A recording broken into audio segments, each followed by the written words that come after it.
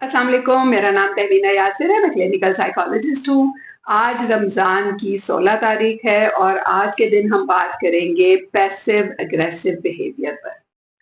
अक्सर लोग जब ये कंप्लेंट लेकर आते हैं कि पहले तो मैं लोगों की बातें मानती थी, उनके मर्ज़ी से चलती थी, उनकी हेल्प करती रहती थी।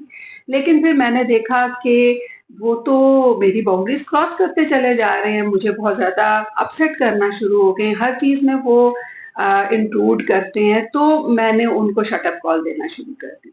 मैंने कहा कि मुझे अब इन्हें रोकना चाहिए और रोकने का तरीका उन्होंने ये अपनाया कि वो फिर उनके साथ सख्त हो गए। उन्होंने कहा नो, हम ये बिल्कुल नहीं कर सकते, आप गलत कह रहे हैं, यानी उनके साथ आर्गुमेंट में आ गए, अग्रेसिव हो गए।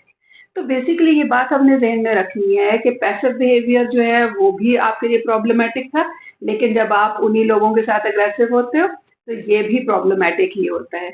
इसी वजह से अक्सर लोग फिर उसकी वजह से भी सफ़र करना शुरू कर देते हैं और हमारे पास आते हैं कि अब तो मैंने उनके बाउंड्री सेट करने की कोशिश की है, लेकिन वो ऐसा कर रहे हैं, तो अपने आप को ये बात बतानी है कि असर्टिवनेस इज़ द सॉल्यूशन। यानी जब आप उनकी बातें मान रहे थे, तो वो आपके साथ एक ख़ास लेवल पे एक्ट कर रहे थे, आपके साथ डील कर रहे थे।